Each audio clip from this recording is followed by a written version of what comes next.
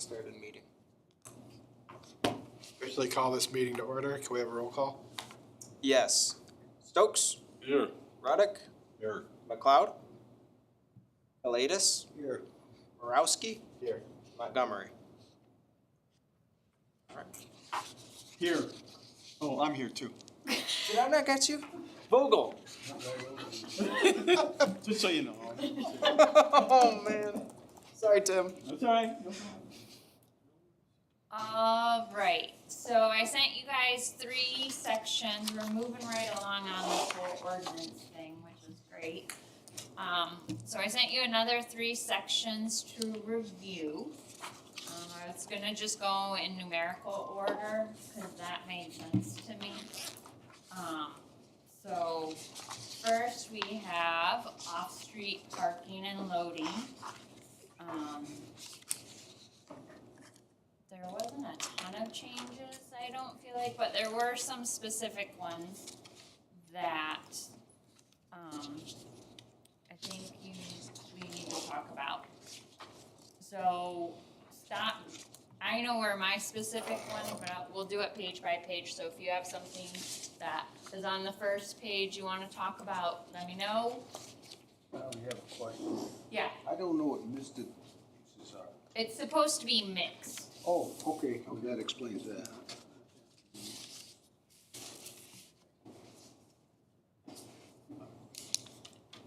Yeah, that's what my comment is supposed to be mixed.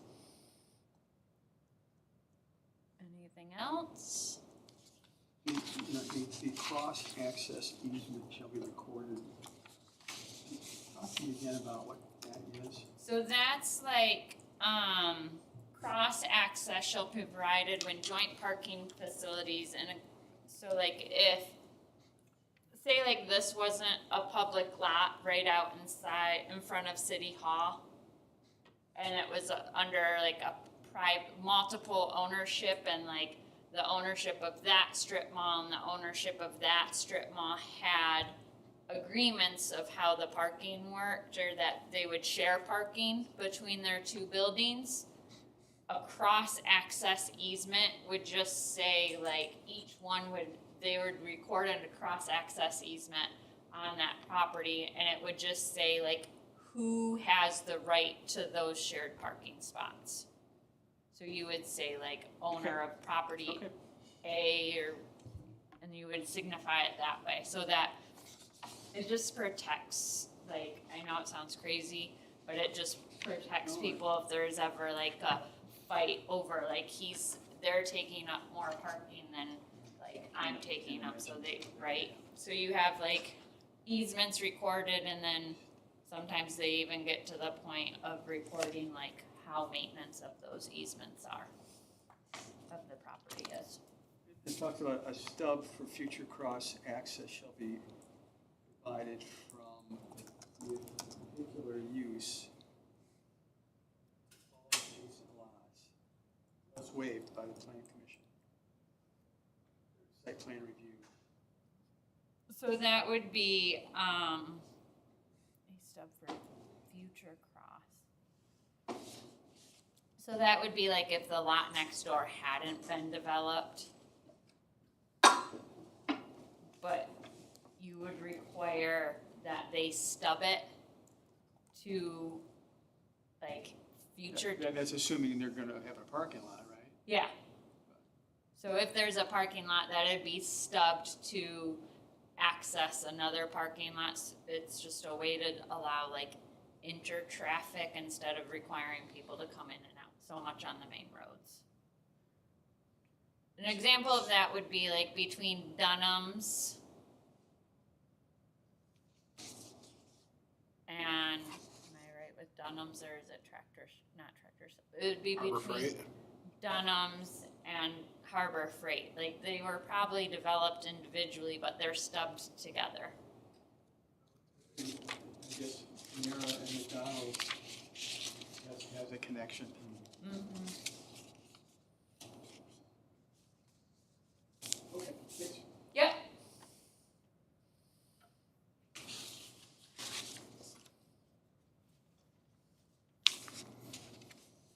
All right, page page 2.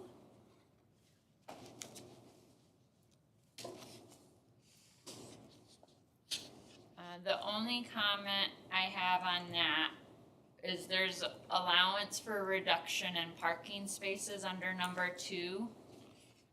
And it talks about how if you're near on-street parking, if there's adequate on-street parking, that the zoning administrator has the right to decrease the amount of parking is required. And it talks about no negative impact. Do you want language added that says that it's not overnight uses? Because we always run into this, one of the problems we run into with decreased parking numbers, and it doesn't necessarily always a problem, but sometimes it could be, is we don't allow people to park on the street overnight for like 6 months.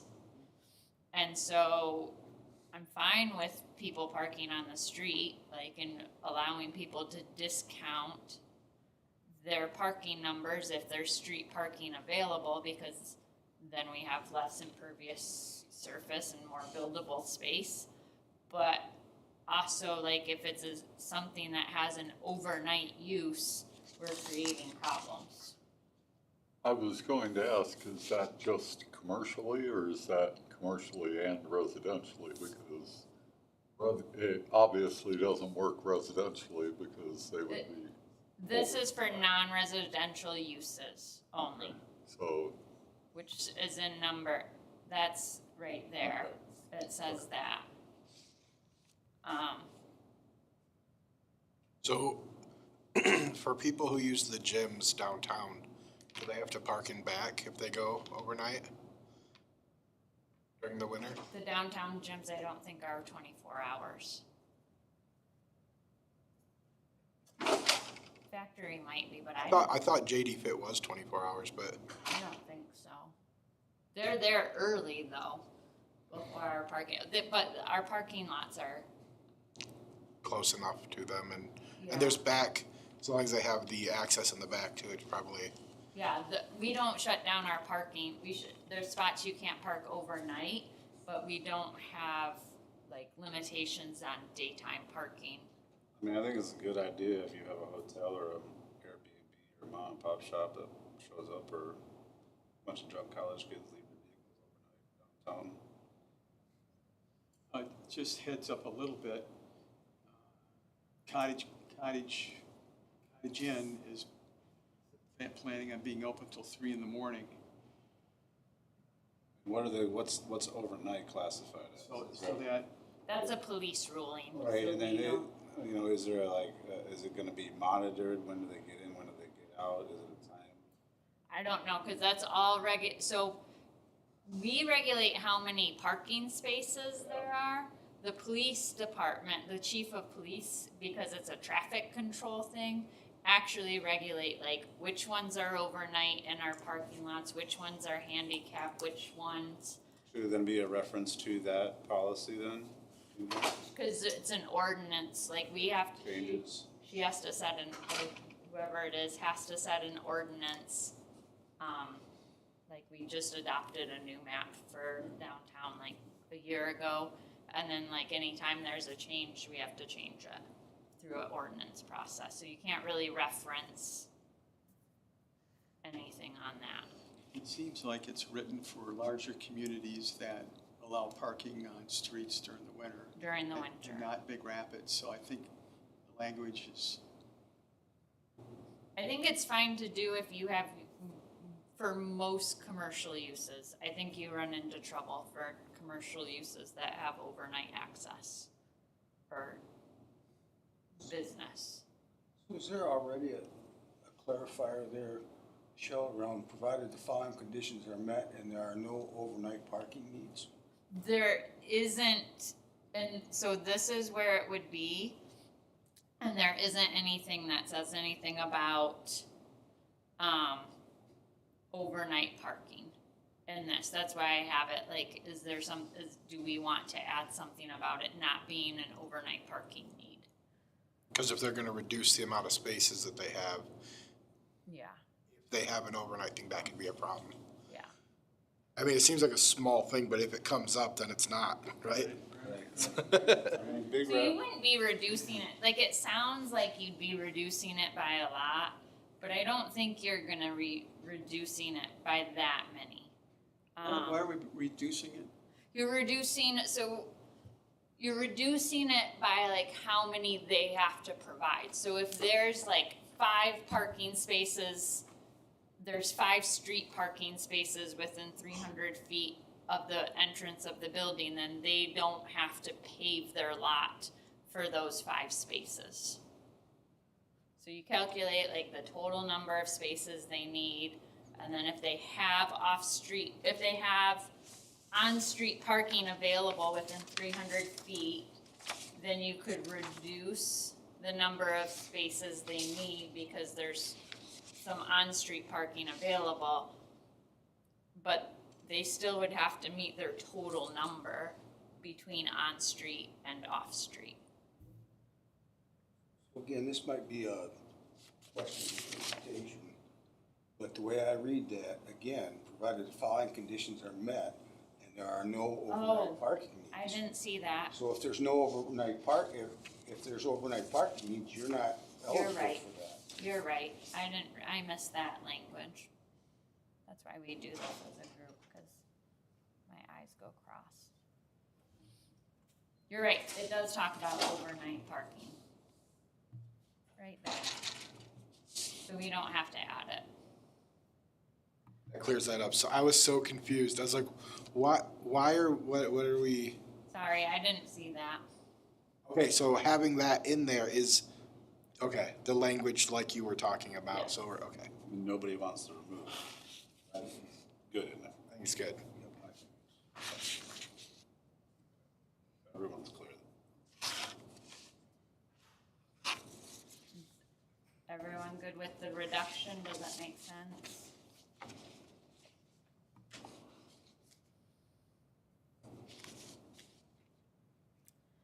Have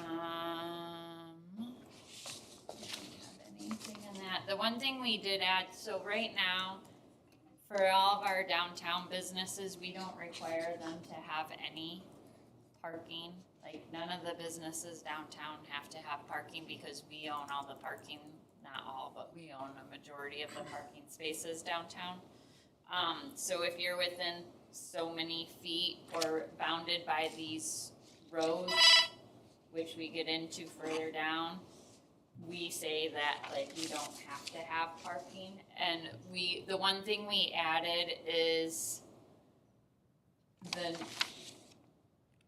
NMU district, which is that new zoning district we have, that's gonna be like north on State Street. And the only time,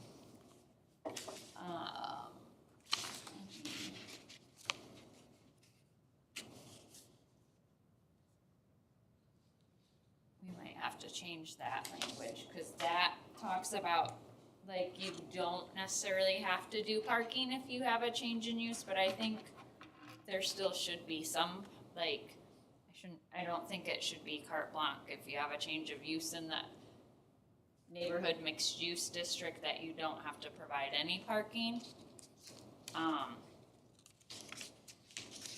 isn't it, is the distance? No, the distance one is further down.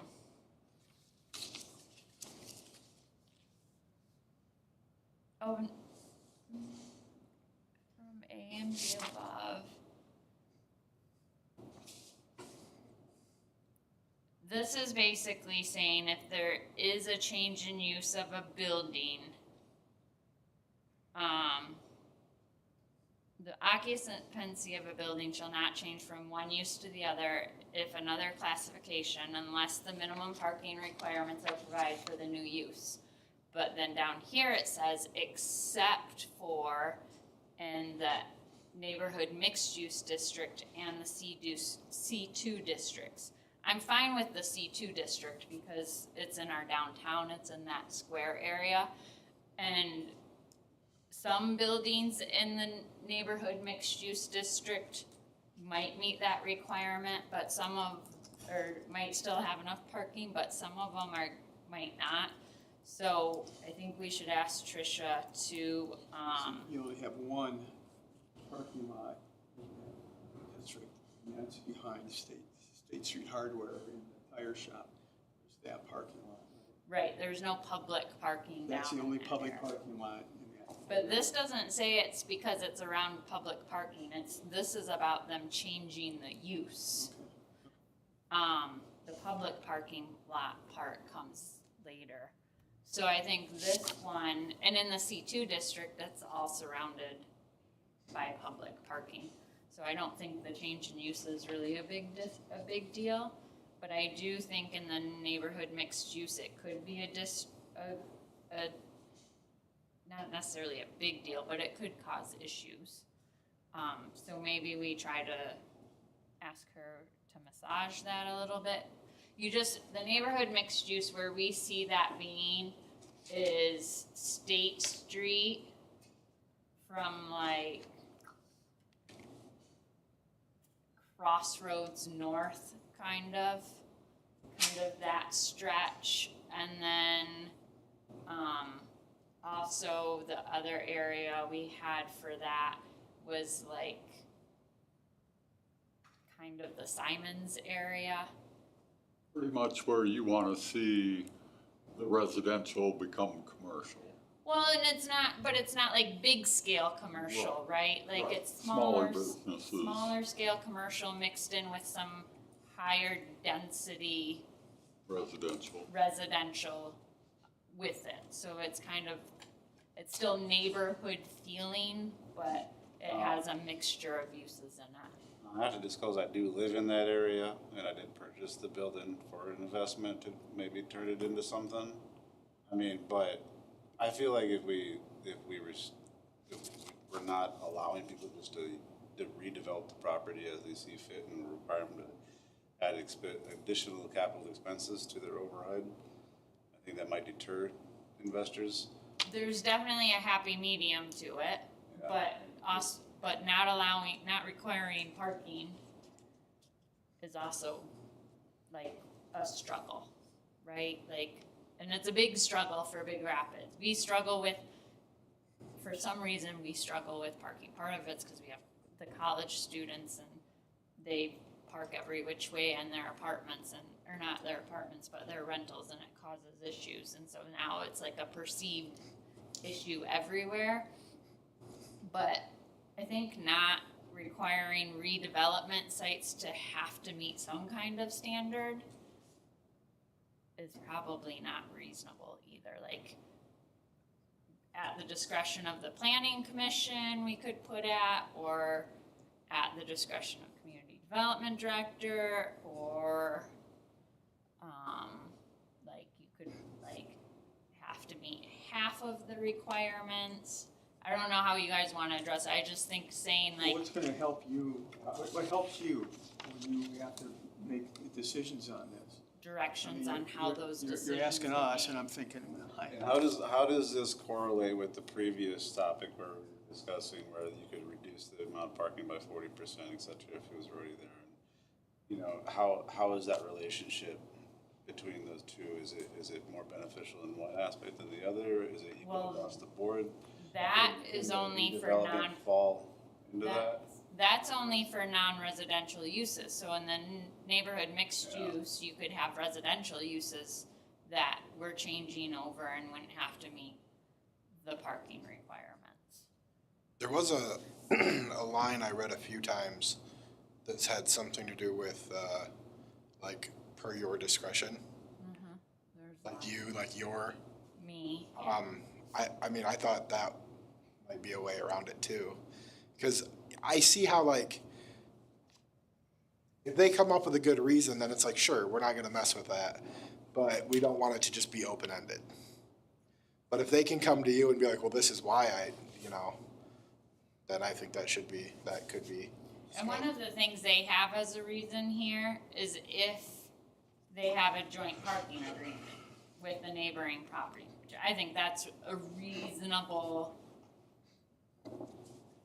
reason to have an exception for parking, right? If your neighbor has parking and you're just sharing it, for commercial businesses and they're fine with that, that'd be like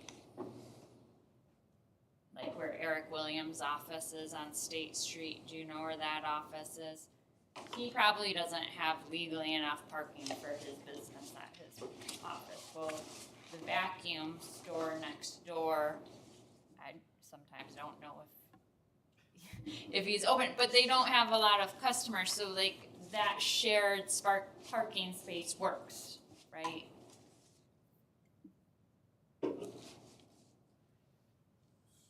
So, got a couple different thoughts. Yeah, One is, in parent one, that is strong directive language that says shall not be required. So if you want to soften it, you change the shall to may, and then put in at the discretion of. That will soften that language. Shall means you, that's right. it, there's nothing wrong with it. May is not as directive.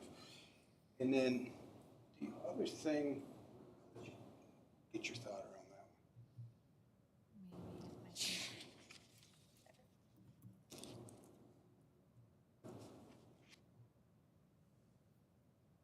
And then again, I think you'd want to decide in whose discretion that is, and I really, if you're fine with it, I'm fine with it, in your position. That's fine. And then the other thing, I'm just trying to capture this, if it's a typo. Where it says 602, 6.02. It should be, yes, it should be A instead of B, I think. Well, I think it should be B instead of A down below. I'm not sure that B should just come out of there. Well, I think it's supposed to be 602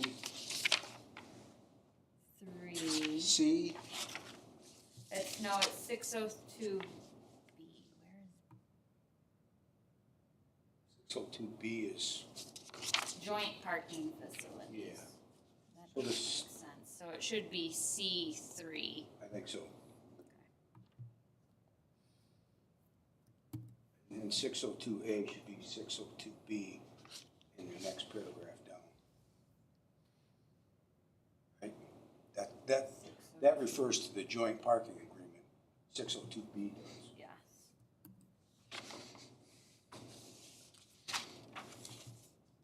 I'm gonna send you our final draft to make sure you catch all of those ones that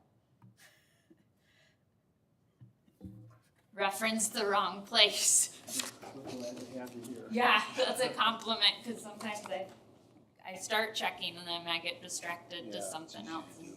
forget to go back to check them all. And they shift around. Okay. I think that makes sense.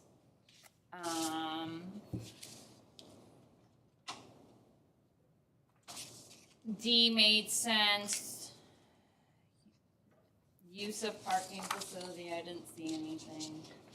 I just had a question, I think it's my lack of understanding. Yeah. It's not clear to me what number 4 means. No repair of any kind shall be permitted in conjunction with any on or off-street parking facilities.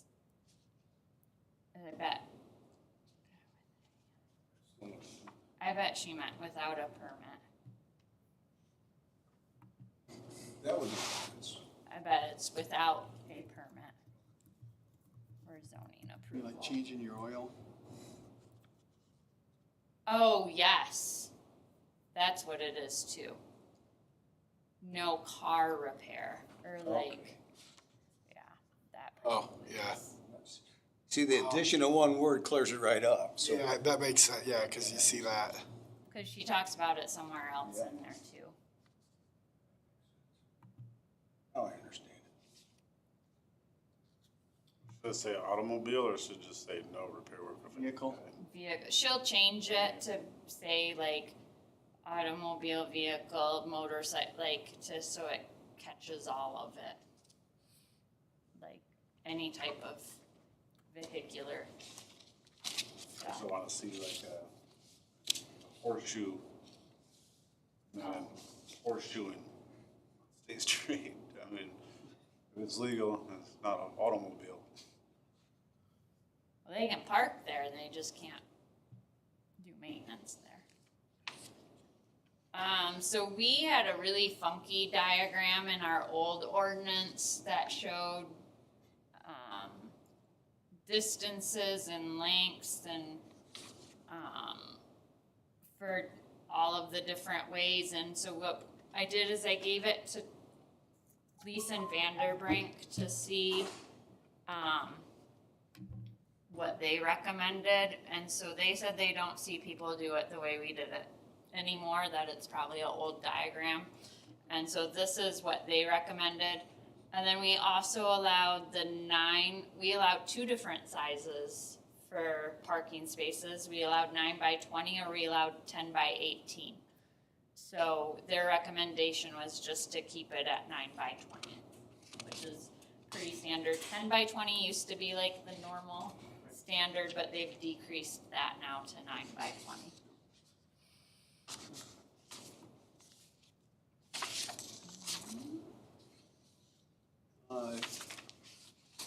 Talk about the zoning administrator making the decision, and I wonder, Everything that says zoning administrator will be changed to community Director. development Okay, director. okay, all right. Another change that is in there is, we took out all of our ADA size requirements, cause we used to have like, the ADA drives had like the spacing and everything in there. Well, they changed the ADA requirements sometimes, not very often, but they do change, especially with technology upgrades, and so we just reference that you have to meet the ADA accessible, and the building code standards and all of the ADA standards. Say current, Huh? you want to say current? Current Oh. ADA accessible parking? Oh. I don't know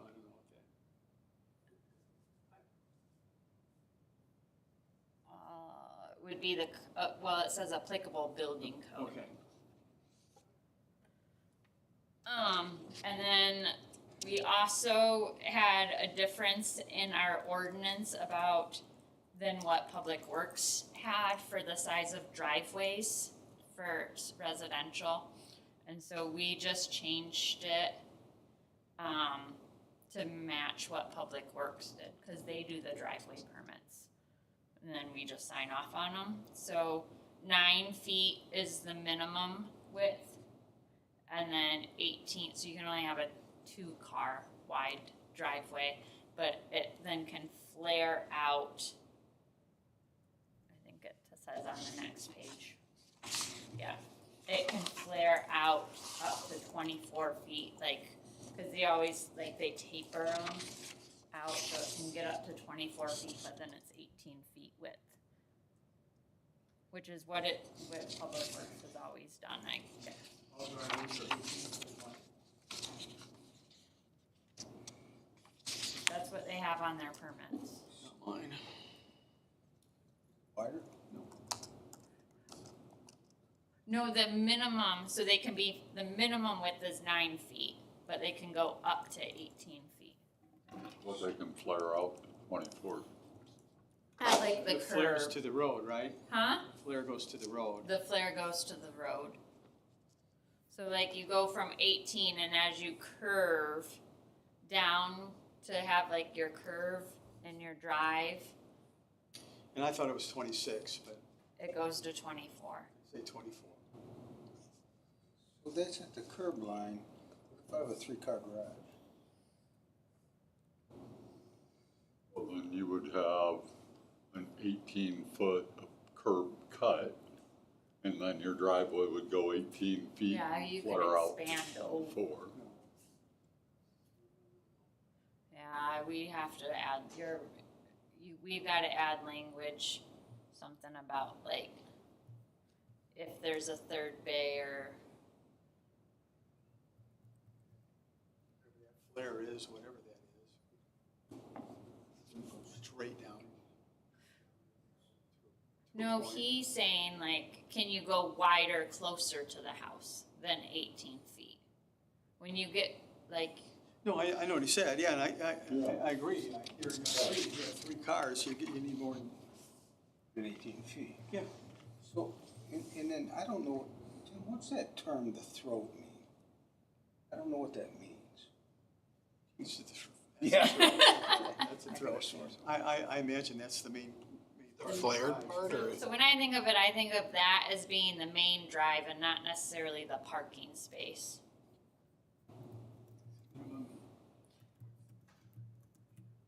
So I think we're all in agreement, we just gotta Is figure out, 9 yeah, the feet, language. and the maximum is 18. Is It's that- the main. Should there be language in there for all single family uses, When it gets to the curb, it's gonna be 24 foot. in relation to the Flare out. garage? And just say that to make it easy? Well, there's language, Like in relation to the garage or, there's language that says where you can park further on in the ordinance, like in this part. We just haven't gotten there yet. Things are so different. Man, and then what about if, and then what if you wanna park on the side, is that, you know, an additional parking spot, is that? Used to Well, be, that you could- there's more language for, that's you had still, room. that's still You further could park down. your car from the sidewalk to the street on that flare. You can get 2 cars in there. But they changed that ordinance that you can't do that because, You can't block sidewalks. and I don't block my sidewalk anyway when I do that, but you can't do that now. Changed ordinance. There's nobody there between the Devil Strip, public right away. Yeah. So I'll have her add something to explain kind of what she means by throat, or maybe just add a diagram that could be helpful to explain what that is versus where you can park, kind I of feel like if thing. there was a reference to the word garage or storage building or yeah, well, something Yeah, in there. that's Draw what, a picture, label the picture. Kind of 2 meetings are always Yeah, the easiest. yeah, Yeah. Look at the picture, does it If look we're like the picture? confused, yeah. everyone else will be confused. Okay, so then we get to how they, Sunset. what did you have? well, I'm very confused, cause like we're looking at redoing a driveway, but our driveway goes off the Alley. alleyway, and our garage doesn't face the alleyway. So like, do we have to, Oh, How do you we'll make get that to turn? you. I have comments on that kind of stuff too. okay, cause do you know how my, I don't, but there's lots of places that are weird like that. and I'm just trying to figure out, we have a curb cutout that we don't currently use. So I guess coming in, if we were to do something with that, I even wonder, but I'm kinda struggling with that now, trying to think about how that would work, and Could there be additional language added in for a turnaround space? Additional paved turnaround, or in case if you have to pull And in, even the turn, and materials. back out to come, you know, at a weird perpendicular angle? I mean, you just back out onto your street. Well, no, but if your driveway can only be 18 feet and you gotta go in the driveway, turn left into your garage and then back out into you'd be on your grass. And then you have to turn, you know what I mean? That's what but I don't think like, that's why I think her defining what throat is, like, cause to me, throat is just like the area, in the right of way or just past the sidewalk, and then you get into your parking space, like, there's a different, I think we're trying to, Is there a minimum length of throat that there must be? I don't know, so that's what, like, I'm asking her is to distinguish between throat versus parking area, right? Because, I didn't realize it was so restrictive No even. matter what, the road can't come beyond the back of your house. And then, And it can't come into your yard beyond that corner of your house or up your garage. Whenever, because I've got one of those weird driveways too, that I've got a street cut a driveway coming along the edge of the alley. So our parking actually diagonals in up to the fence, but I've also, my driveway comes in off the street also, where it's, I've got a 112-year-old house too that's had a Wow. lot of curb cuts. I own Had to do mine. it over the Half the backyard is a driveway, so I do. Good. So I'm gonna have her distinguish between like throat and parking area, and I think that will help a lot with the discussion that we're Is this having. paved driveway? We don't require pavement, we require, Well, if, So like if you just threw a bunch of gravel down, is that driveway? we require gravel or pavement or pavers. Cause like in the back of my building, like I have my driveway, but then I have like all of that rest of additional parking. Is that considered driveway or is that That'd be considered parking, parking? that's parking. Is it the parking lot that has to be paved, The parking lot, asphalt, concrete, or material approved by the Public Works? I think so. Like yeah. gravel or? And we don't require the drives to be hard surfaced? Mm-mm, You know? no. Well, the same as whatever the parking lot would be, right? We require like, you can't drive over grass for your driveway. You have to have some, it doesn't have to be hard surface, but it has to be gravel or stone or. stone or, yeah, crushed concrete preferably, if they're not gonna pave it. Bicycle parking, we require it, it's pretty standard to require it. 1 bicycle parking space for every 10 spaces provided by motor vehicle. This would be for commercial or multifamily, mixed uses. It wouldn't necessarily be for single family residential housing. Are you, everything is a U-shaped parking? Inverted U or Inverted U, or post and ring is the style that the bicycle expert, there's like a bicycle manual for pedestrian and bicycle stuff, and that's what they recommend is, Or I see the, Yeah. I'm sorry, okay. that's what they Association of Pedestrian and Bicycle Professionals, essential bicycle parking. That's what they recommend. Man, what a title.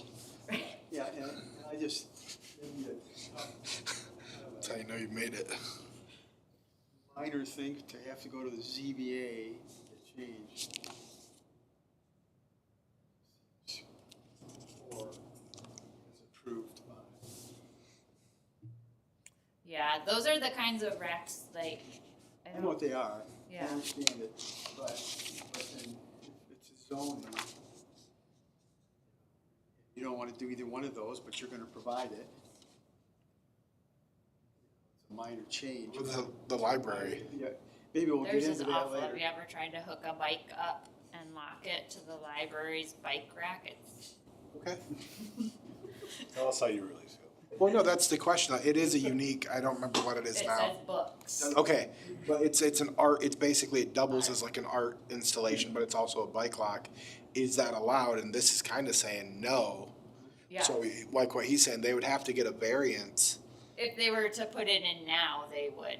right, If to they were get to something put it like in that. now, we would tell them like, no, you need to But this put a would- usable bike rack. This would be one of those things that, instead of going to the ZBA, we would go to you. We could do that. I mean, this just seems so minor. Very small impact, I think. An impact for sure, but not big enough to go to have a meeting over. Administrative decision that seems reasonable to me. I would agree with that. I will tell you, after 5 years of Corwell having the bike racks just thrown beneath their little storage area out there in front, gave them a whole pack of fasteners to actually mount them to the ground. And I told them if they needed, I'd bring my cordless hammer drill over there and drill the holes for them also. That was nice of you. a bunch of the nurses actually want to ride their bikes to work, but have no place to lock them up. Oh, gee. Yeah. There are people who would choose to ride their bikes if we had facilities that they were able to lock at. With everything being electric, nobody really wants to leave their $1,500 bike outside. I think that's why the locks are even more, is because the bikes are more expensive, you know? Right. A lot of other larger towns will require big building apartments to. Have indoor have bike indoor- storage. Have indoor for both. Right. Yep, but get them out because they won't last outside. Some of the colleges now are building them where like you can store it and it like stacks them. Yep, yep. It's pretty impressive. World's changing. Gee. That's what we said about housing. Slowly. Maybe one day. So these are some more language. This is more like what we're used to in our zoning ordinance of what is required per, how many spaces are required per use. It does give some discretion to say like, if like you are gonna tell us that you don't need as much space, or if your use isn't necessarily listed, you can use the transportation engineer parking generation manual. And that lists a bunch of uses and how you should calculate how many spaces they need. So what you generally do, like for a daycare facility, we would take like their total square footage, divide it by 3, that tells you how many spaces you need, plus they'd have to tell us how many employees, and we'd add the number of employees to it, and then we would say like, hey, you need 22 spaces or whatever for your new development. So that's pretty standard in what we do now. The numbers I looked at were pretty close. My note on group is that it should say adult foster instead of just group homes, just because that runs into adult foster is treated differently normally than group homes. Otherwise, and then I have a note at gas station. It wasn't clear if for the gas station, if it included the convenience store or if the convenience store would fall under like retail establishments. And then we would do, gas stations require 1 space for each employee plus 1 space, and then your retail part or your convenience store part, you have to prove to us how much space you need. That makes sense. Gas stations. Not that I know of. I think that's kind of a thing of the past.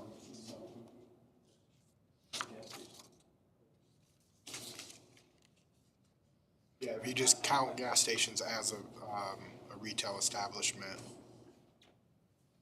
Which, where do you see it, don't have it? I mean, I see it at a Walmart Or Sam's or Club. a Sam's Club or a Costco. See if they have those facilities here at this time. And it's probably part of their overall plan anyway, that they would probably still have.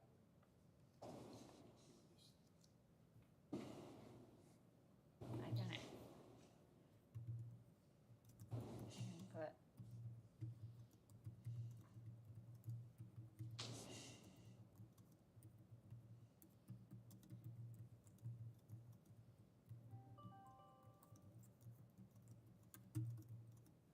I guess the big question too is, would we see something like that happen inside the city? you might see a gas station. Like just where a gas station comes up when they don't have a retail space? I mean, probably not, but The last one we I think had you could. was Pride. So the Pride on Third Avenue, M20. It's no longer there. That was a commercial Oh, a Pacific Pride, yeah. Pacific Pride, yeah. I wonder if you'll see it with charging stations more, like just standalone charging stations, but those are kind of self-explanatory, like you need one space for every charging station you're gonna have. I don't know if you necessarily need employees. I'm assuming most of these came from another community, like, Yeah, I could not imagine coming up with all that off the top of a my lot head. of it's standard. So that's, yeah. The one I did wanna talk about, cause I think this one could be a problem. So right now, we have, our multifamily or our college rental type stuff, we require one space per bedroom. Because otherwise we get kids parking or adults, I mean, anyone who needs to park, they're gonna park on the grass if you don't require spaces provided for them, and, Oh, even if you do. right. We have one by me that has a 2-car garage, but the garage is built out to be like a playroom, and they still park over the sidewalk. They park in the spot between the sidewalk and the road instead of using the 2 spaces in the. So it's like, even if you give them the space, that's the problem that I think fighting with the parking and with that increased density is if they don't give them a spot, then they're gonna park elsewhere. So I think for, anything that is like multi-family, like, I don't know how to do it. For the group housing where you're having, you know, unrelated people living, I think you have to have one space per bedroom, or you're gonna run into issues. Now, if you're doing like multi-family units where you're allowing like townhouse type development, or like a quadplex where there's 4 single family units and all of them living in there are single family, I don't know how many spaces you need. Like, do you do it by bedroom still, or or do you just do 2 spaces? That'd be like the duplex, triplex, fourplex. 1.5 spaces per unit probably isn't enough, cause at least they're probably gonna have 1 vehicle per unit. We don't allow parking overnight on the roads, so. It would seem like you would actually require at least 2 spaces, because how many families resident. really don't have at least 2 cars? And how many townhomes don't have at least 3 people living in them? We ran into it being right after college. It was just my wife and I, and we tried to get a 1-bedroom, but we could only have 1 car there. They only had parking space for 1. But when the other places were empty, then we could have a 2nd car there. So that was always kind of a weird, it came up, as we were in a single bedroom, so that place only gave us 1 parking space. So it would come up to where if you have 2 adults with jobs, you would assume that they would each need their own car. They might not have it yet, but they would need it. But I don't know about like making it, again, this is like limiting that. I think you want at least, It's too gray of a. I think in multifamily, or in group housing, which is what we're gonna be terming for like unrelated people, is gonna be group housing. I think that, you want it to be 1 per bedroom. Otherwise, I mean, we already run into problems with having enough parking at these houses that have like 7 or 8 bedrooms, like, right? They're tight lots So when would this come up? This would come up at redevelopment. at redevelopment. So why don't we do the same thing we're doing on some of the other ones where they have to demonstrate parking demand? Then it becomes a question when they're doing. The problem with Store parking demand is pretty easy, right? They know their influx of people, they know their hours. Like Walmart can tell you probably down to the number how many parking spaces they need per square foot. Okay. Right? They have that background, that knowledge, that experience. Retail is pretty common, you could probably figure it out. Residential is all over. For developers who are developing residential, Well, probably, yeah. Probably, cause in your more urban areas, they probably don't need as much parking, right? They're People can- reducing those big parking lots down to Right, way down, because, because they don't use them, there's all this empty space. right, our area, you can't walk to a grocery store. sure. So living without a vehicle is more difficult, which not everyone can afford one, but if you can, you're gonna have one The kind student of space. population is so transient that there's a lot of cars. That's the problem we have. I mean, that's just one of those Big Rapids things. Yeah. We need to deal with. So that's why I think in like your group homes or your, We don't have group homes here, do we? well, we We do bring have on group By homes. district? Huh? You break the residential use parking by district? So we have like duplexes, triplexes, and fourplexes, how we have it currently described in our residential districts is for single family only. So you can have a duplex, triplex, or fourplex, but we're only allowing that for single family. That's how it's written in like our zoning. We haven't got to that section, so some of this doesn't make sense yet. And then multifamily is still only, like, you can have multi-units beyond 4, but there's still gonna be, for single families in each unit.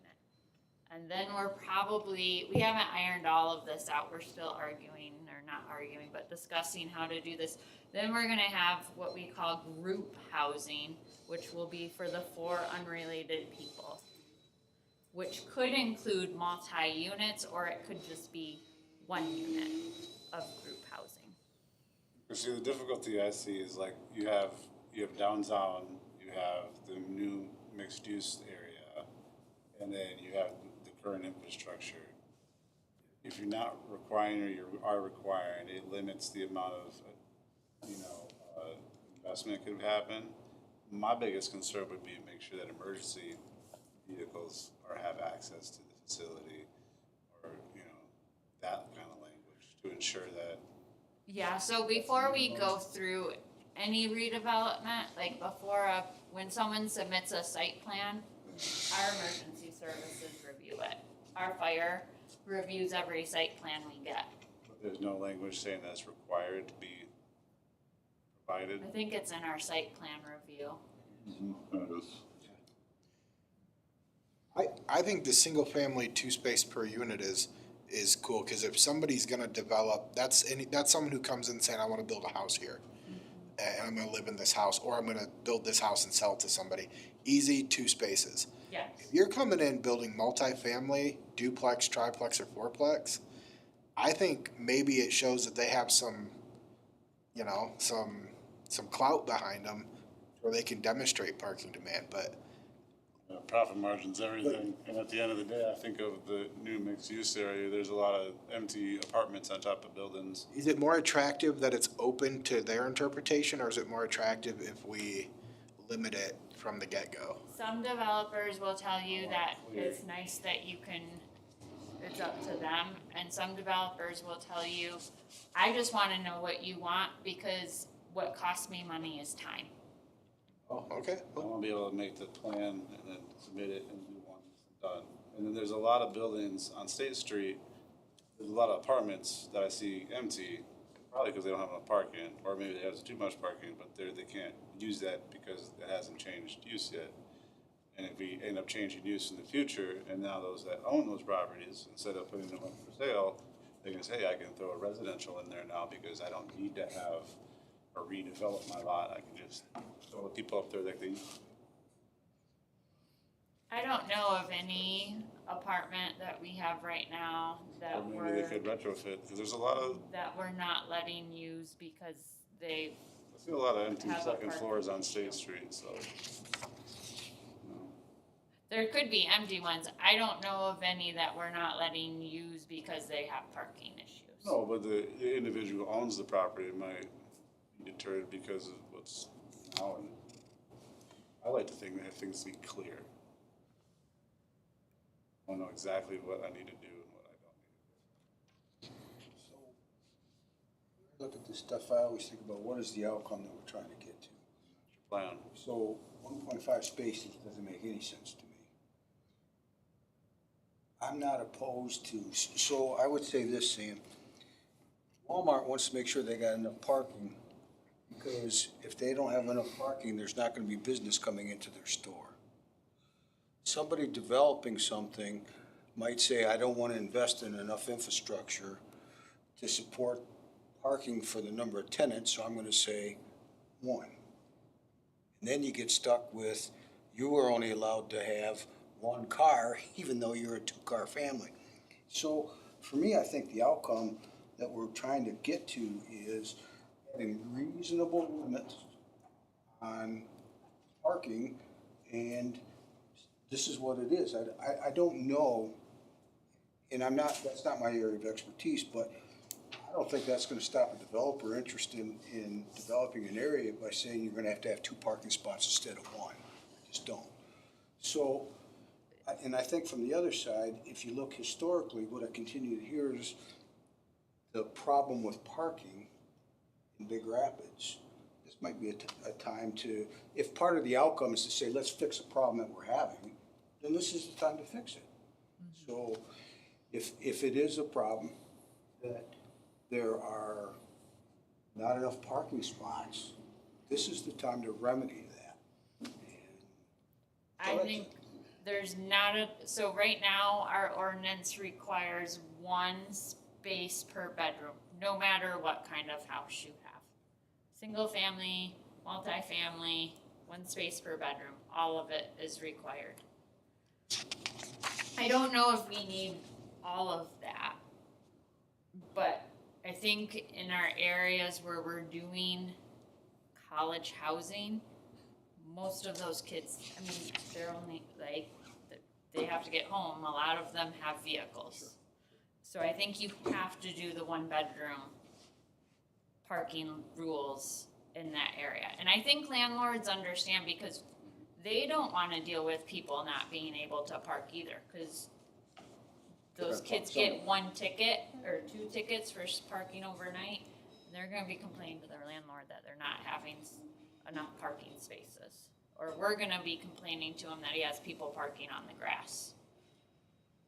So I think in that area, most of our local landlords or landlords who have that understanding of why parking is an issue. They might not agree with all of our rules on it, but they understand that portion. It's like these triplex, fourplex type single units that if you're gonna require 2 spaces per unit for single family, you probably should require it for each unit, unless they're a studio apartment or a 1-bedroom apartment. We're allowed to dictate that, right? That We're there's no allowed to issue. How much parking someone needs? Yes. Yeah, because if we're saying that a duplex is multifamily, so that is 2 individual places that can be rented, right? That means that there could be 2 single families in each one of those places, so that would be 4 parking spots. Could be 1 single family in each place. Right, so that'd be 4 parking spots. Yeah. We're assuming it would be college kids, but we can't say we can't say who's You gonna can move it. regulate how many unrelated people you have. You cannot discriminate by the type of person. You can only regulate by the number of unrelated, and even that, like, It's dicey. it gets dicey, but it is, That's why I'm asking. you can do it. You can regulate. So Because you're saying you're aiming your duplex at a specific group of people by We're saying aiming- it doesn't. We're aiming our duplex, triplex, and fourplex will be at single family. Will be single family occupancy. Single family occupancy, but it's a duplex. Currently, there are new duplexes are R1s, but in 2 and 3, correct? Correct. And I guess the hard thing I'm having to wrap around is we have this current situation, and then we have the future situation that we're working towards, which is the master plan and all the future projections. We don't allow certain things because the grandfather did now, and eventually those will fade out, and we don't allow persons more than 4 unrelated. So I mean, it kind of settles that issue of having a ton of persons using up all these bedrooms and all these vehicles. And then with going back on the Walmart's point, business persons know what their bottom line is and what they do and they don't need in order to make their margin. If they decide that they only need 1 parking spot because that's the minimum required, that's on them. But I feel like putting restriction on people's freedoms to develop their property as they see fit to provide the housing that we need. I think that keeping it as much restrictive as possible would be more beneficial. I see that we don't have enough parking, but with the current restrictions that we're putting in place of wanting to not have more than 4 unrelated persons and where we're going in the So future. that's per unit. Yeah, so. 4 are unrelated per unit. It's not necessarily per structure.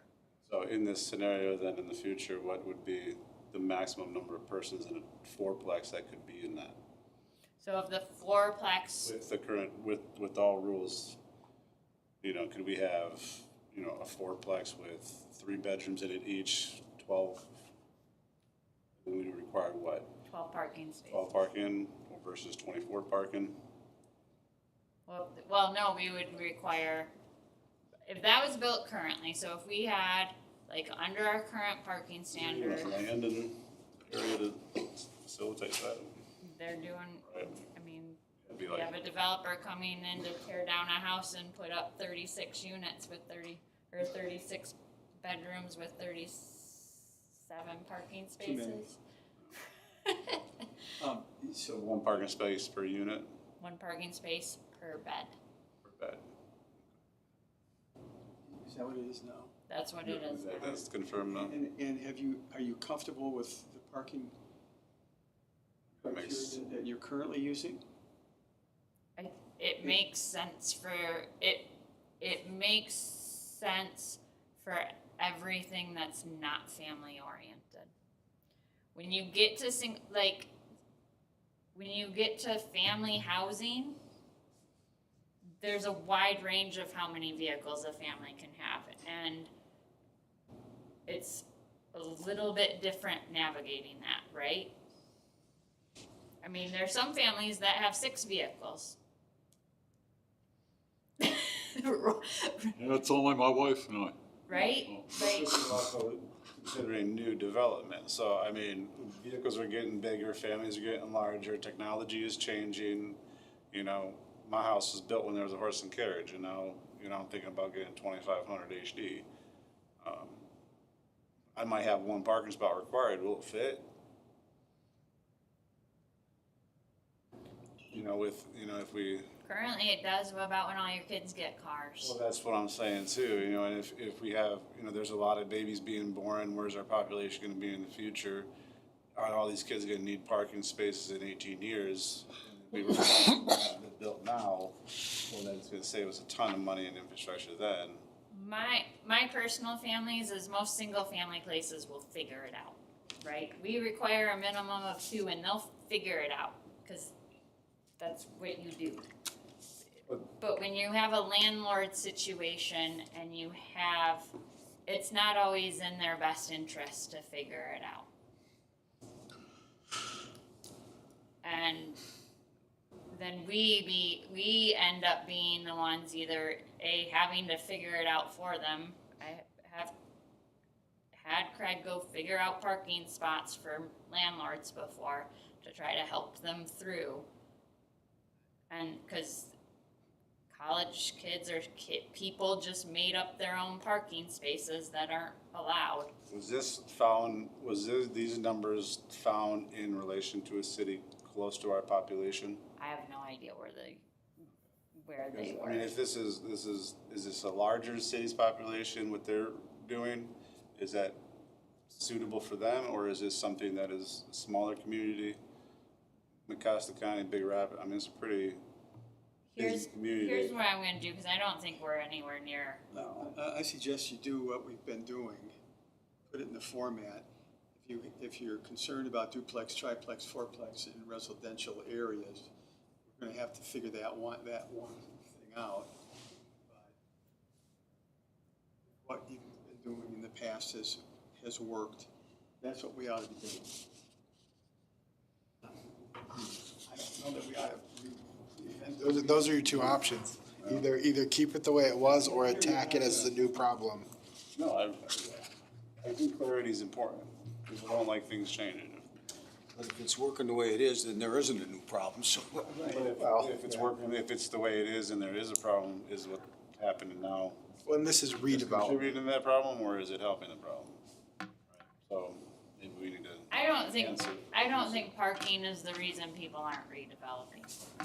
I think the cost of building is the reason people aren't redeveloping, honestly, like. I mean, do we running out of parking just because people are getting more cars?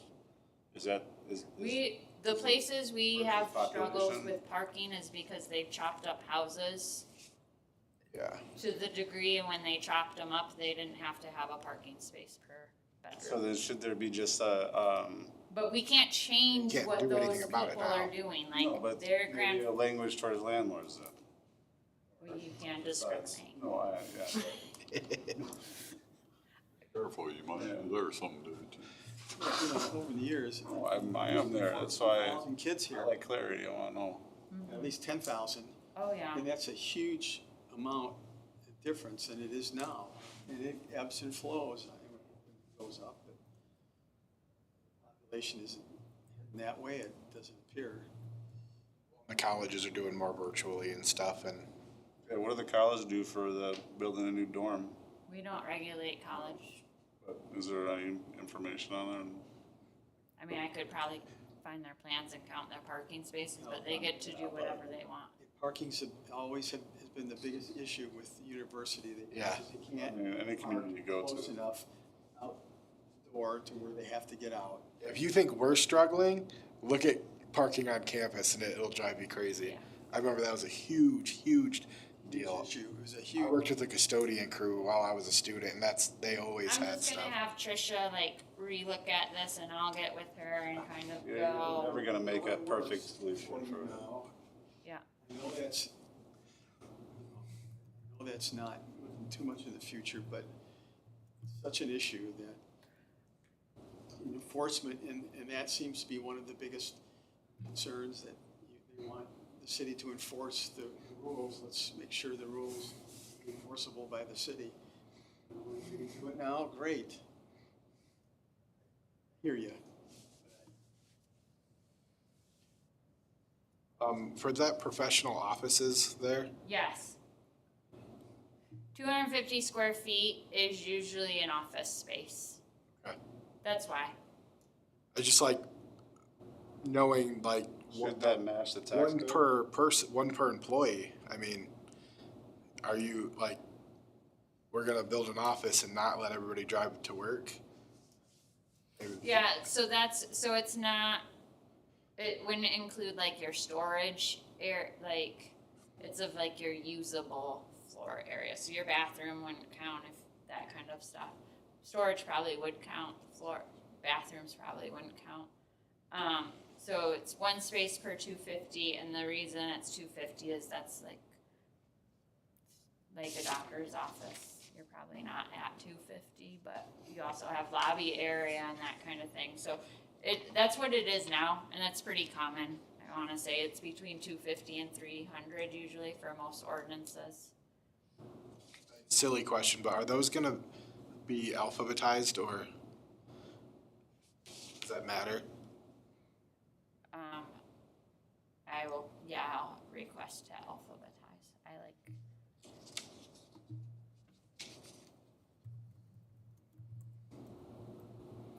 Just to help for somebody looking for their specific. Yeah. Alright.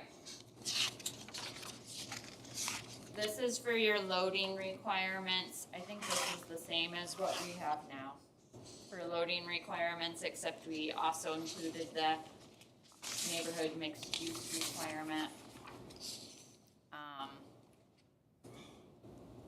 Which is that's because we are gonna allow maybe some smaller commercial use. We're gonna allow some smaller commercial uses. So if you need a loading dock, these are the requirements you have to meet. And I think that's what we do now.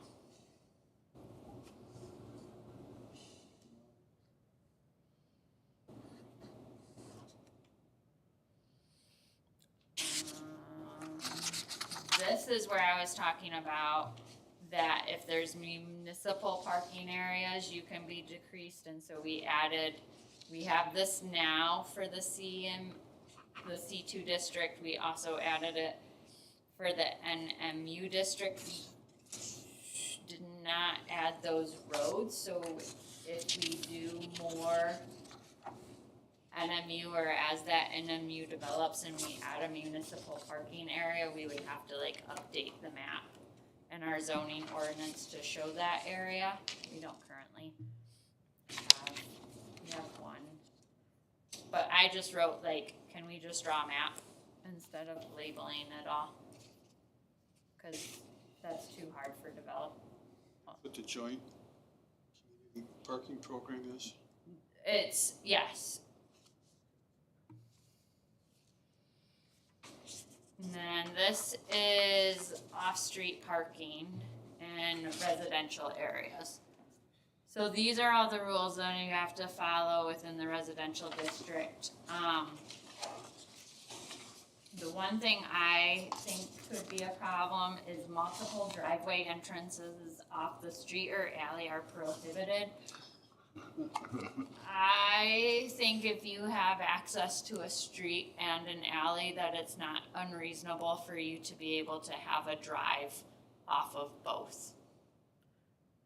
Or if you have a corner lot on a piece of property, like that abuts two different roads in your corner lot, I don't think it's unreasonable to allow you to have a driveway off of both.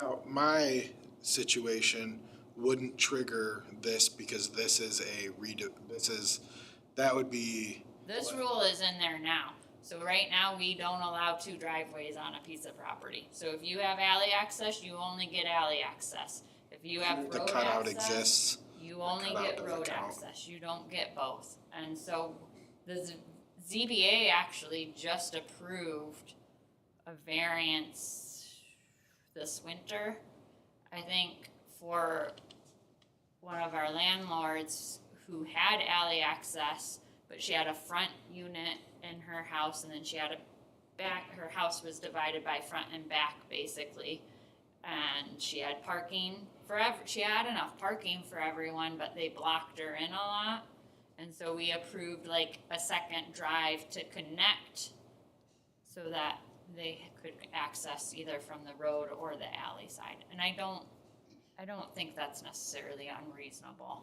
I think that's across the street from my house. There's a lot of the old No. section where that have alleys that, they had a single car garage. You have a beer car garage, so you put one in the alley. I mean, it's just, you almost have to do that sometimes. And they'd still have that option, like if you still want alley access, you have it, but I think if you know how to develop your land, let you do it the way you see fit. well, everyone says that until their neighbor does something they don't like. Well, it's America. Move. And then they call me. No, that's America. There you go. So, but to the question though, like a remodel, or if you were to resurface your driveway, that wouldn't be a redevelopment. Like if you were to. No, but if you get like if you are parking or putting in a new drive area, parking in a different location, Be permits that you would get. you would get permits to say like where that drive is allowed to be, like, we have rules on, like, you have to be 5 feet from the side or rear lots, you know, depending on where your drive comes. But we wouldn't change that here. This is just for redevelopment. That would be something different. If you, anything that's existing, we wouldn't change, but like, say, I wanted to add a driveway to my home, yeah, right now you wouldn't be allowed to, because because you have alley access for your that's the driveway. concern where, you know, if I wanna use this as a NMU district, the building I can use in the front and I can use in the back as 2 different use. And then there's different access. How do I access it? Everyone park in the alley? It makes no sense. It'd be nice to be able to put a driveway in the front, but I'm always for reducing regulation. It was right by Jake Rennie's old house, his barn house. That's the one that we did the variance for. It was a Harry Albright rental at one point. I just see a lot of. There's lots that are already non-conforming and have more than. And they continue, I mean, People are gonna go where they want. Yeah, the one right next to the green space there in front of Parkview, across the street from me at the end, they pull in the front, pull out the back into the alley. And that's a telltale sign what the community wants. It's what they're doing. You know, Oh, It and seems that- like a weird desire. thing to regulate because there's so much variation to it. But yeah, it's kind of like the bike rack thing. Like, Yeah, it was regulated, I think. I'm not sure why it was regulated. I can't wrap that was, some of them I can be like, oh, that kind of makes sense, or that kind of makes sense. That one I don't. I think probably, so our original ordinance was written in like the 60s. why don't you make the changes that you think? Okay. Yeah, I think we're removing that prohibition. And that will reduce the ZBA Mhm. issues and then just move on. All parking spaces shall have direct access to movement lane, street, or alley. I just wrote a note, like, is this only for commercial? Because that doesn't make sense in residential. That, I mean, especially in our single family residential, lots of families play like you gotta shift cars around to get someone out because your parking spaces, like, you don't have enough space, so that doesn't seem reasonable to me for residential. For commercial, it completely makes sense.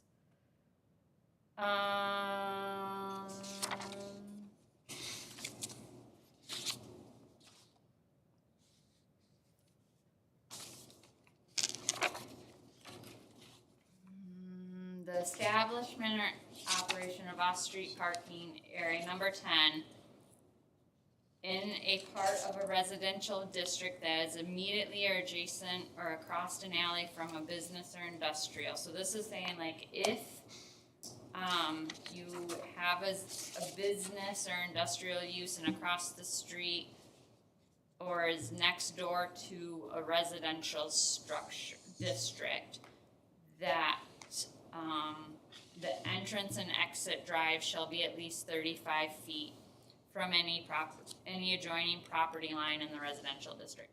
I just thought 35 feet sounded like a lot. I think 20 is reasonable. It allows you enough space to put in buffering or fence or landscaping between industrial and a residential district. I'm not sure 35. We don't have a ton of spaces where those are.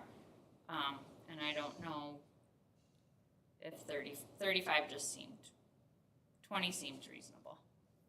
We kind of, Just change it. Okay. can we go back to number 8? Is that too restrictive? That's pretty standard in every residential. Yeah, they don't want people parking their semis, like if they're drivers parking their semis in their residential districts. Or parking, like, cabs I think are one thing, but like parking. Like I'm thinking like advanced drain line bills, like. Yeah, their ambulance. vans wouldn't be over a 1-ton capacity. Just thinking like, things like that. Motorhomes. That's not commercial. It's not a commercial vehicle. And then, like I have a box truck. you're using it commercially, Maybe. you gotta find some place to put it. Or doing business. The last one, the Board of Appeals, what's a Board of Appeals? Oh, zoning. Okay. The new board, would you like to be a part of it? Same as the president. Alright, street Yeah. parking, let me save it before I forget.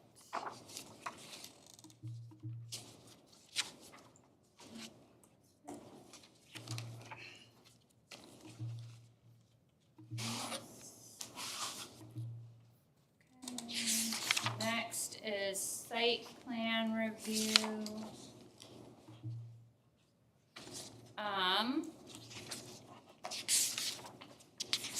This is basically everything we need for site plan. A lot of it hasn't actually changed, except for scope. We did include more things that I can administratively approve versus having to come back to the board for approval. And those things are listed under scope. Well, I guess we did the intent and purpose expanded to include language about the master plan, character, architectural features of surrounding neighborhood districts. So that gives you guys a little bit more leverage on that stuff, because I know we've struggled with that before. But there's no real super big teeth in there. That's just some general direction. That's a direction most communities are going in, is try to reduce the amount of time. Site plan reviews. And so the scope things, right now, we only have 3 uses The about problem with that is it lessens the public input. public input. So these uses would all be things that are already permitted. A lot of them are, so right now, we only have, the only thing that's not required for site plan review is single family and duplexes.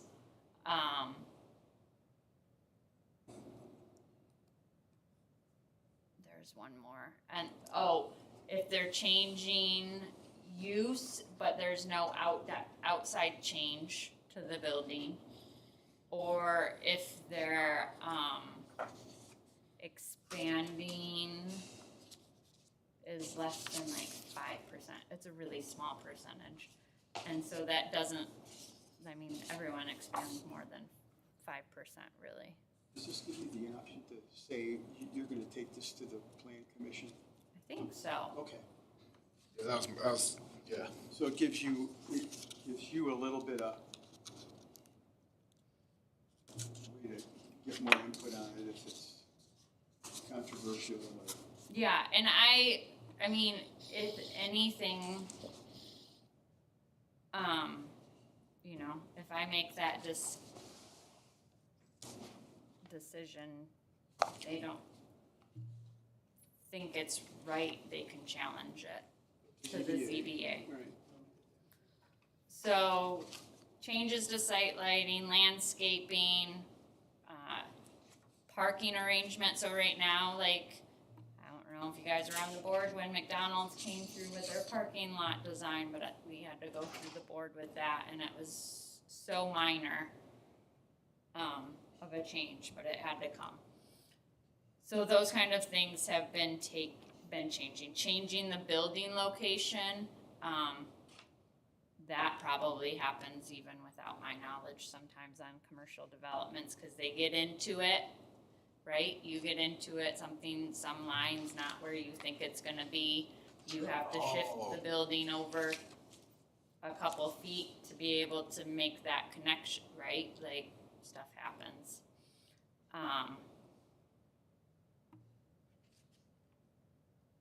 So decreasing in the size of or in the number of buildings in a development, increasing, they still have to come back before the planning commission. Decreasing, I can just do, or my department can just do. And then it goes next, what is required for site plan review by the planning commission. I don't know what, I gotta talk to Tricia about this was, cause I couldn't remember when I read it. Accessory structures exceeding 1,000 square feet in area when used in conjunction with non-residential uses within residential districts. I couldn't remember like what we were talking about. I mean, Pickleball courts. huh? Pickleball courts. Yeah, I mean, it started as a residential use, cause it was a pole barn. So that one I would like, I want some clarification on, cause that seemed like a strange one, but the rest of them, I think are all just normal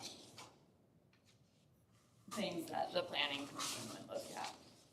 And I was happy to have a more definitive list. I think it will make it easier for developers.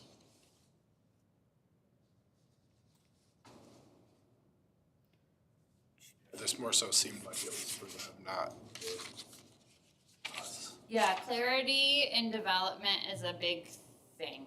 Like, the engineers go in and like look through our ordinances and stuff before they even give quotes. So they know like how much it's gonna cost to just engineer the job based on what our ordinance requirements are. So,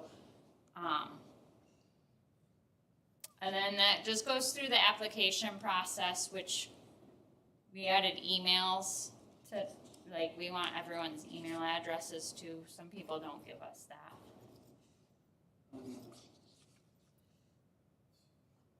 Page 6. Page 6. Like a red line, Oh. looking at the other one.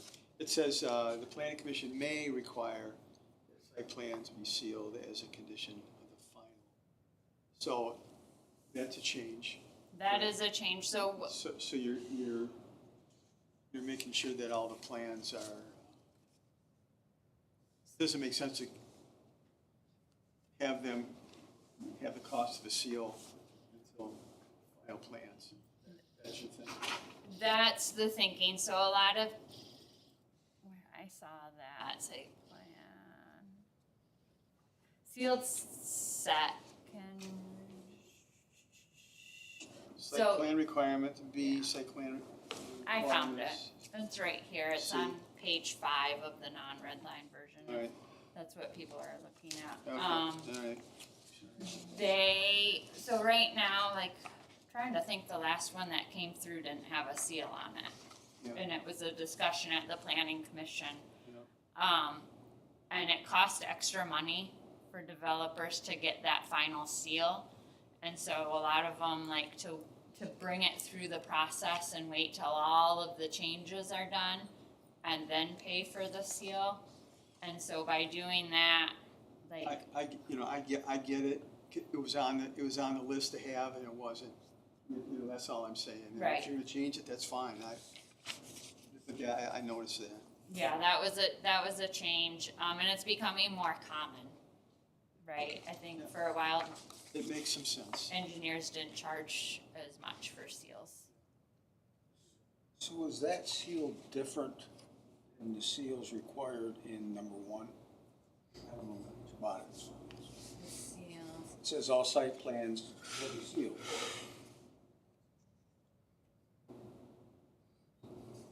oh, yeah, Sealed. we can take that. Well, but then it says it goes to the following exceptions. The commission may require. So if they don't seal it to begin with, I can, Has to be sealed, right? But it says it has to be sealed. Right? It says shall. So those are contradictory, 1 and C. Exactly. The final product has to be sealed. Although, requirement for the sealed site plan may be waived by the community development director in the case of an administrative site plan review. But it doesn't say anything about the planning commission, is that right? yeah, Because if it's sealed, then we approve it with conditions, they would have to go back and redo it and get another seal, like they'd have to pay to So Yeah. I see how that's So what it's saying for like, like a bureaucracy thing right it there. is a bureaucracy thing, and what the administrative one is like, if it's like, say someone's changing their parking lot layout or whatever, changing their striping layout, like, I have the right to say like, just have your architect just show me what you're doing. I'm not gonna require him to seal new drawings for me, unless it's, changing water flow or something like that, as long as I have a drawing. I think that I had.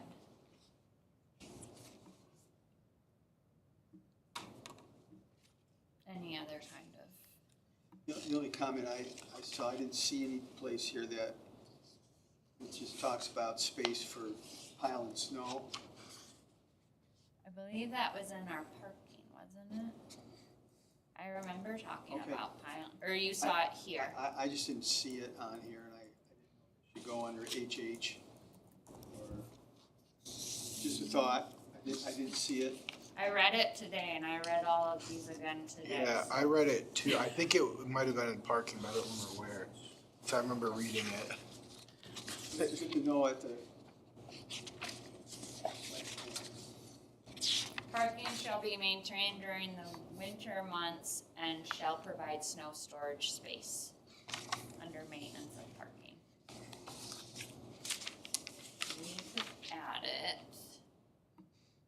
There's somewhere that talks about parking lot design.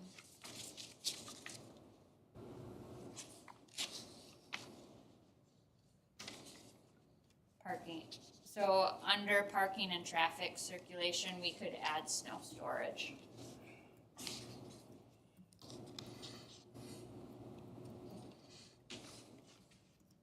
I think that's a good idea to call it out.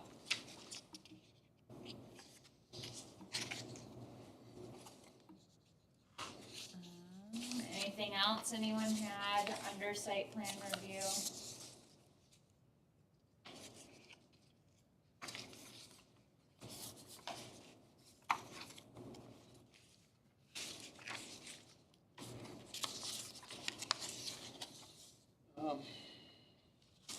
let's see, performance guarantees, that's all, we're not there yet. No, you're fine, I just was scrolling slowly, but You know, there was, you talk about escrow accounts, the criteria for one A, see, I'm looking at. yeah, so performance guarantees are, they're covered in another section, but what they are is like a developer builds something and they put in a bunch of trees, and we would require a performance guarantee, either as a bond or an escrow account or a line of credit, something. That they have, if those trees die in 2 years, you have to replace them. We've never done So, and so that, I'm just thinking somehow that discussion has to happen at some level.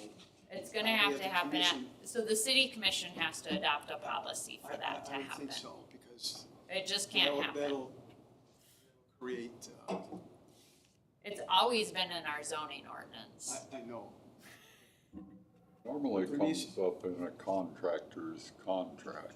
Huh? It normally comes up in a contractor's contract, such as our contract with Chrisman or Granger. Yes, it does, that's. But we that's have no normal way of, That's normal business, but this is, we have no way enforcing that contract, right? Like, Chris Doyle has trees dying. I just called them and told them they need to do something about their landscaping, cause it looks terrible. They're gonna do it, but I don't really have anything that says they have to. Right. Yeah, policy is gonna be needed, 'cause I would, many communities will have it. It's just part of doing the business, you have to have a performance. And that, you talk about somebody squealing about money, because that'll cost them. Oh, it will cost them. So you really have, I know it's in there, but you really, somebody at a higher pay level is gonna have to talk about that one and figure that out. Yeah, so Before the plan commission. a lot of places will only require 10%. Like, you tell me what your landscaping costs to put in, see. we're gonna make you escrow 10% of that for 2 years. So that you don't have quite the significant, or a line of credit. Sometimes I've worked in Indiana, when I worked down there, they required just a line of credit. That you had to have a bank provide you a letter of line of credit for it, so we could call that. Anything else?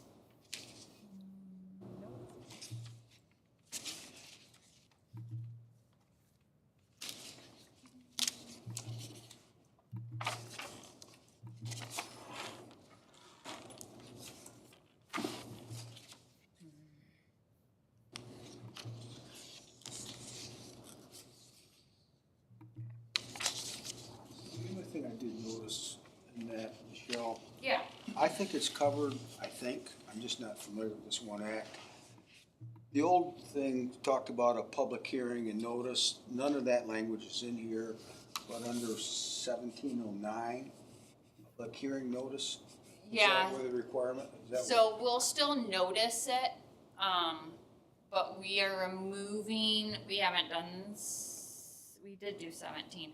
Site plans will just be done as general business now for, the planning commission. It won't fall under our, public hearing. You can still take public comments on it, still will have to, go through a public, it'd be very similar. It's just not considered like a public hearing in our zoning ordinance, so we'll still have a meeting about the site plan review. They will still receive notice that there's going to be a site plan review, but by removing it from the public hearing requirements,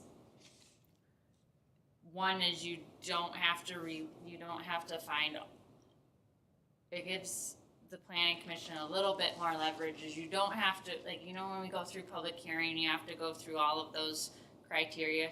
You don't have to do that anymore, because you're just relating it back to the zoning ordinance. Permitted uses, and doesn't meet all our standards. And then it removes the 15-day notice requirement that public hearings have under statutory law. We'll probably still do it 15 days. The public hearing then come with our recommendation at the city? No, so it's just a general business site plan review. You review it, you approve it, you deny it. Site plans don't go before the city commission anyways. The only time the city commission sees something is a special use. Oh, right, okay. If you remove the 15 days, that gives you more time? Gives us a little bit more time. We're More also flexibility, I should say. more flexibility. It gives, if I have a developer who wants to call a special meeting, right now, it's almost pointless for them to call a special meeting because I have to do public notice for 15 days. But say they wanna, something came up and they wanna do a special meeting on it and pay the extra price, we can put notice out on our website, we can put it out on Facebook. We only would have to meet the 18-hour Open Meetings Act requirement for it. And then we could hold a meeting for that development. There's pros and cons to it.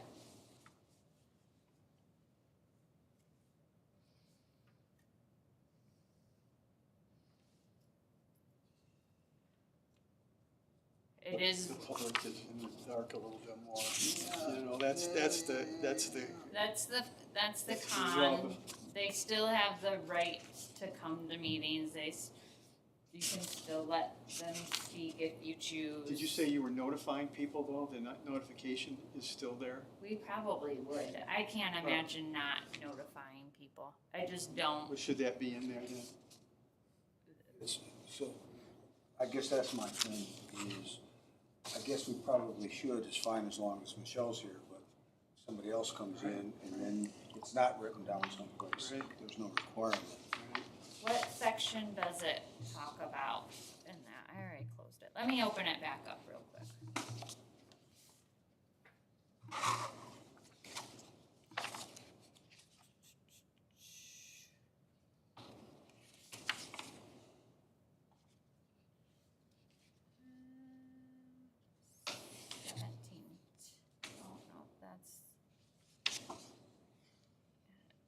Escrow is 1710. Where did you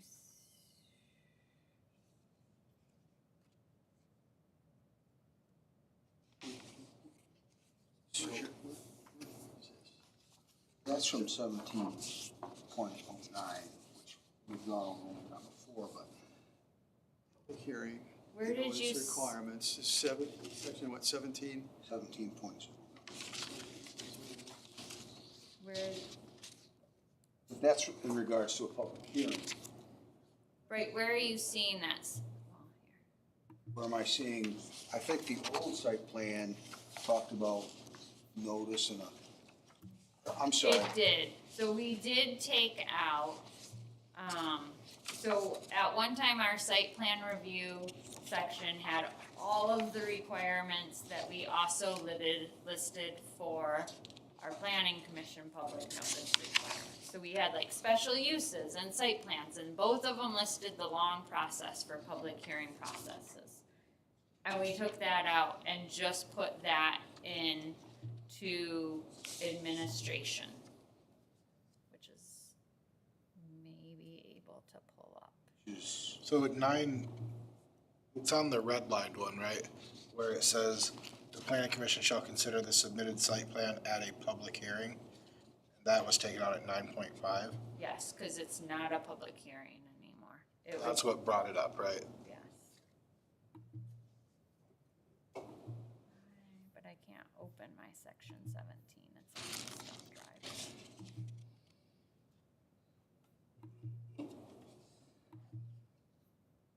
Oh no, I removed it from this thumb drive. Yeah, I can't remember if I can look and maybe figure out something about notice. I don't think we should not notice people. Then we should put it in here somewhere. Okay. That's You right. said. But I don't know, like, right now we put the notices, by law, we're required to put public hearing notices in the newspaper. I probably wouldn't continue to do that. I would probably notify the newspaper, like, here's my agenda for the meeting. But I have to print like legal notices in those long columns that I'm pretty sure nobody reads. Tim reads them. Good. Okay, you're the only two people I've ever met that find out their meeting notifications from those. But, you know, it doesn't mean I can't notify the newspaper that our agenda, which we put out to them. So I can ask her to add something about notifying property owners and,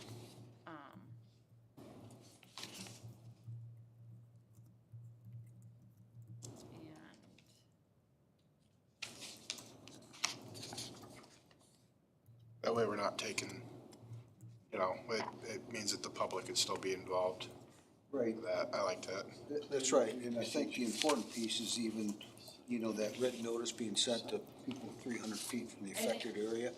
I think that's critical. I think that's important too, and I think what will be important is the public having a different understanding, like this isn't a public hearing, like this is something that's proposed, it's permitted by right, we're doing a site plan review, which I can explain in like a letter that I send, we're doing a site plan review.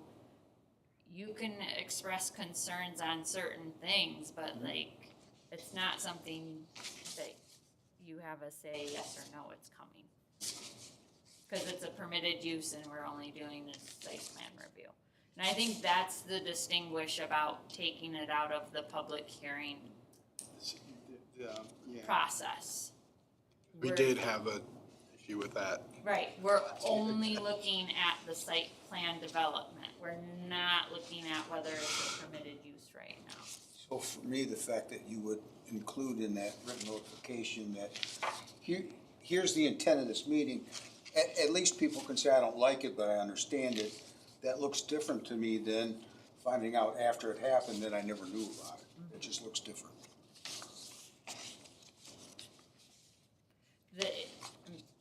Yeah, I don't know how to word it in there. I'll work on what we could do, cause right now we require 15 days notice, which sometimes can put us in a bind Sure.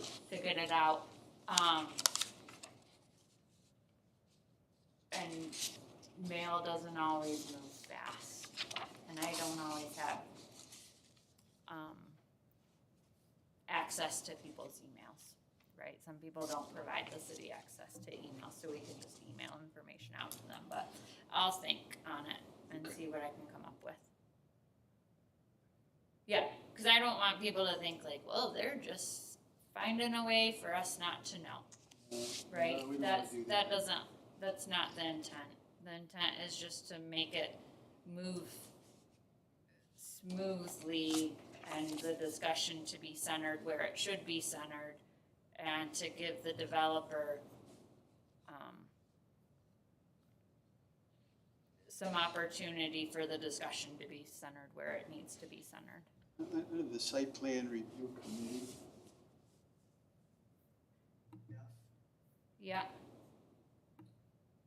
historic district commission, we don't have, well, I don't know, we don't have one to Yeah, my that's knowledge. what I'm thinking, we don't have one. I saw that, that's extensions, I'm under the wrong. Oh, that was another thing I had under extensions. We only allow people 12 months from the date of approval to begin construction. I feel like the last couple of years, we've had a really hard time having people meet that 12-month deadline. So how development used to work is people would buy the property and then they'd figure it out. Now people are figuring it out. They're doing all their site plan review. Then they go to purchase the property. The bank requires them to do phase 1 and phase 2 environmental to get a BEA to say there's no environmental problems on that property before they buy it. Then they buy it, they have to go through closing. And then they can finally start like putting it out to bid and development. And so I don't care if we change it or not. If you guys want people to come back, that's fine. I just wondered if there is an appetite to move that from 12 months to 18 months. I think getting an allow that update process. once a year, if they have to do that, I think giving us an update's fine. Okay, I do too, yeah. that's Cause fine. we can at least, it gives us a chance to talk to them and be like, Yeah. hey, you're having built, okay, we get it, that's cool, well, here's the extension. Yep, that's fine. That one was indifferent to me, cause it doesn't really. Okay. I don't know why it keeps making me do it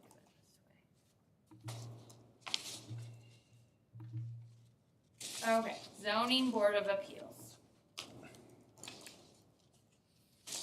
This is a little bit different than how most communities do it, because usually the intent and purpose and creation and membership stuff is found in your city code of ordinances, but it is not in our city code of ordinances.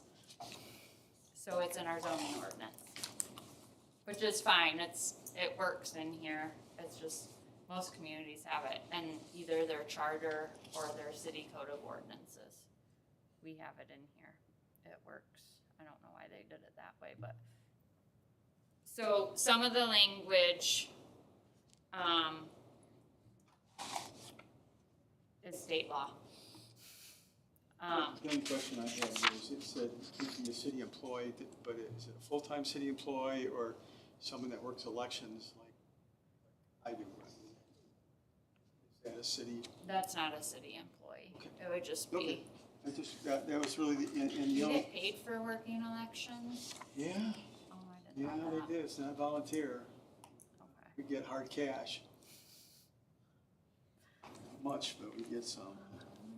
The only other question I had about it, and it's just as a comment, are there any recurring variances that the ZBA has seen over the years that we can make a difference in the zoning? Try to eliminate, and that's really a question to you, and not one that I need an answer to, but now's the time to fix it if there is. No, not that I can think of. I mean, the parking one, I've had multiple people approach me, or not parking, the double driveway one, I had one person go through the variance process, but I've had a couple other people approach me about trying to do it. I'm like, oh no, it's not allowed, and I told them, like, we're rewriting our ordinance, and that's when I hope to change, cause it doesn't make sense to me, so. But other than that one, Okay, well, just to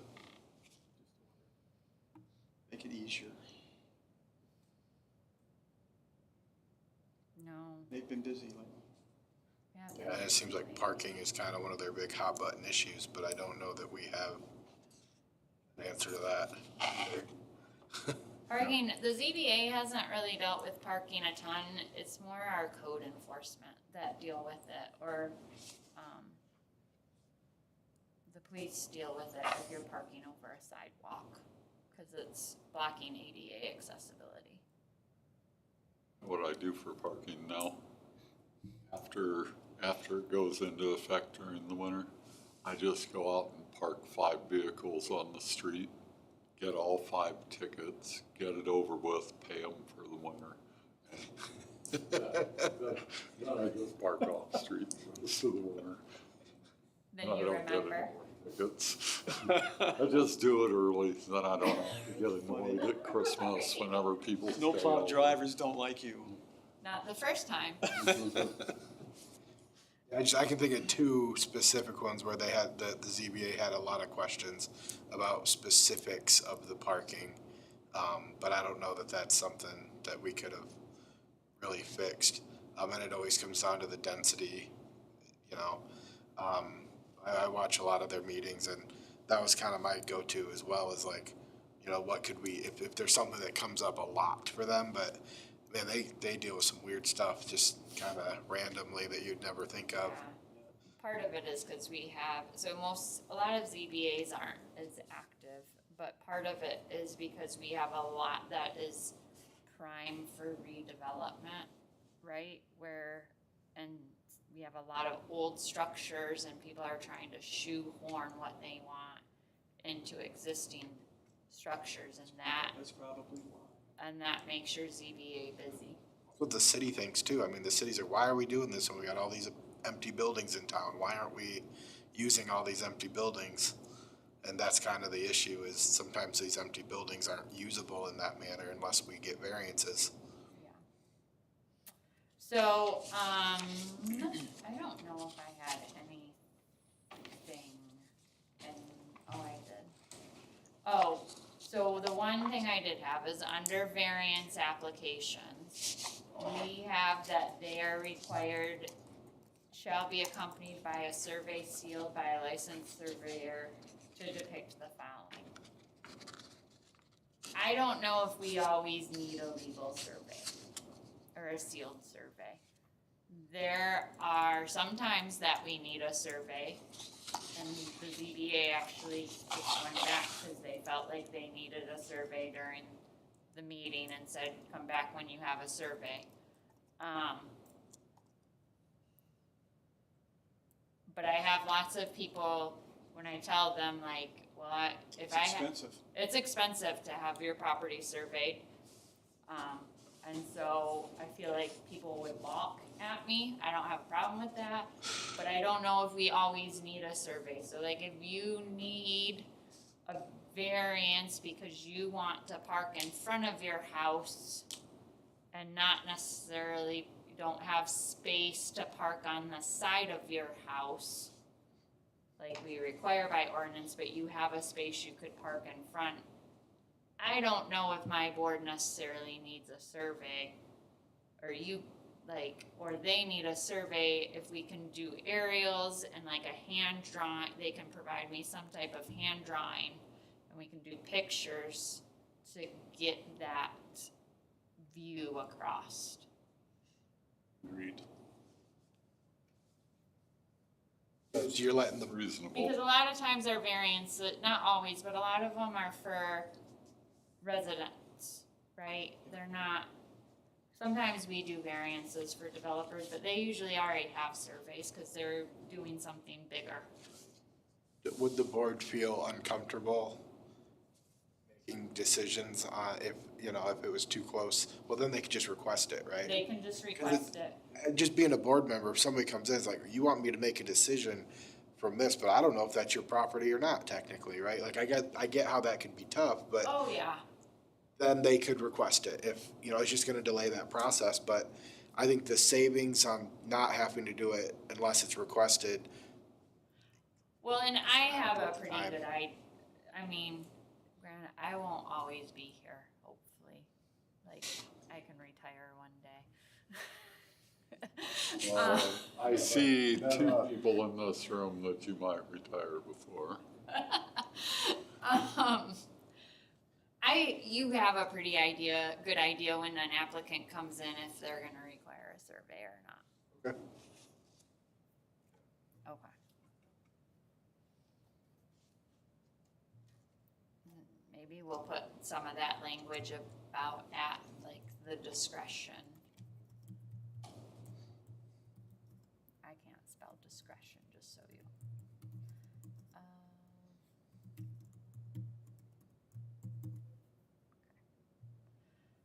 I don't know if I like the add discretion. I like clear reasoning. From From board the to survey requirement? Yeah, like maybe a clear, unless the following or something. The ho- Discretions can change opinions, and then, you know, Yeah, one person, and then the next month, and then year. I get that. The problem with variances is they don't always ask the same questions, right? So like one might be a side setback variance, one might be a parking variance, one might be a use variance, one might be, like the realm of, they can pretty much ask for a variance from anything in our ordinance, which makes it hard to set up, like, if this isn't asked, or this isn't asked, or this isn't asked, they don't have to have they don't have to have a sealed drawing, but if this is, or this is, then they do. Like, it's so broad, I don't know how you tailor it in. You. Require it and then.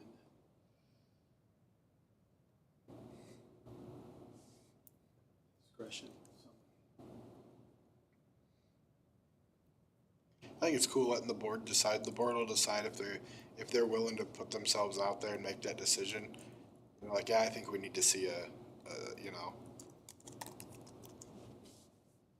letting the board make that decision if they want to. If they want to make that person go pay for that, then they can do that. Maybe we put, like, I can decide to waive it at application, but put in the ordinance that the board may require it upon review. 'Cause I would think with all of our modern day technology and GPS locating and overviews and being able to cite new work that's taken place on people's properties and the property lines and it's plot maps and all the money that we pay for aerial views of plot maps, that all the overlays could tell us whether we're actually on the property or where that We can project get- is going. we We can- can get pretty. We can get pretty close, we can't certify it as a Right. surveyor. But we can look at it and say, yeah, you're right there, Close picture. or we're You need 6 it- feet you out need in the that. alley, sorry, Chris Doyle, but We'll you'll have to figure find that it out. to get your tanker in there. Yeah, no, we can get pretty close, we can't get exact on it, Right. we can't certify it by any means, but we can get close. I don't think there's anything else. Is the CBA gonna look at that? I can send it to them. I just, Yeah, I'll send it to them and see if they have any thoughts. That's a good idea. I'll send it away and see if they have any thoughts. All right, that's all I have for tonight. cool. Awesome. Any other questions, Clark? No. All right, we end the meeting. Meeting's adjourned. Alright, we're done. No longer on candid camera. Nope.